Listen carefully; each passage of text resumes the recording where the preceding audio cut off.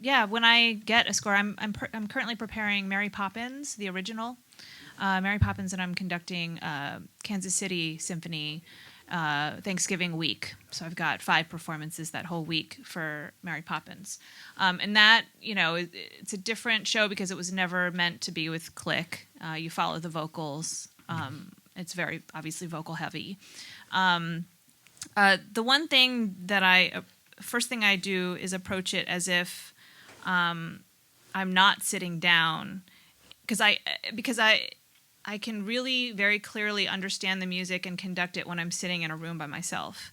But when I'm up on a podium with 80 people in front of me and an audience behind me, I have to think about what my brain is going to be like and how much I can handle and what I'm able to do in a more difficult situation.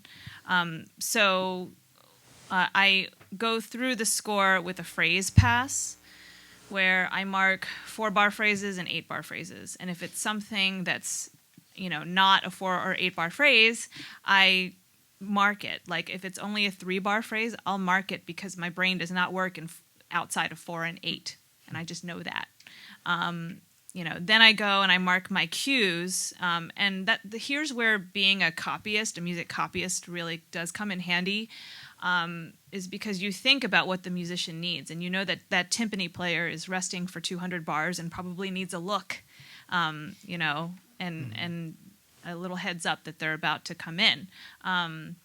So I mark things like that, and the important part is to know when you're needed and when you're not, because there's a lot of conductors that do a lot more than what is needed, and it's annoying for the players, and it's also really distracting.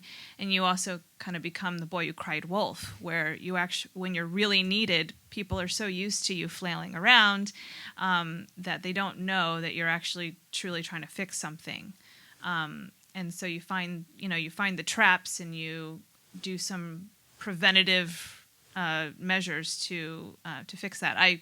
Just yesterday I talked to Tim about Ratatouille Live, because I said that there's a runaway train where it just keeps getting faster and faster, and it's in 3 and you're conducting in 1. And I said it's a runaway train that there's a one single 4/4 bar that stops, and I said just put a fermata there and tell everyone to put a fermata there so they know to look up.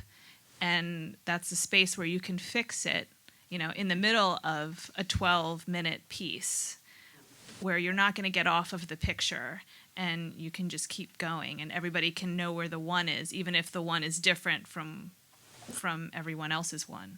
And it does happen that the whole orchestra can get off. It's really easy. They're a pack, and you've got these clicks going really fast, and they can. And when these changes happen, I had it happen in Little Mermaid, where we got off, and then we hit a section in 3, and the click was in 1, but the click's coming on 2 because we were off. But then there was a metric modulation coming up, so we had to get back in, and I'm just like, okay, I got to speed us up. So they started watching me, and we sped up, and then we just miraculously landed right on, and because we were in the last act, and so we had to get there for the big ending in the choir, and plus you've got all these click changes happening, so it's okay if it's all just in the same tempo to be off. It doesn't matter.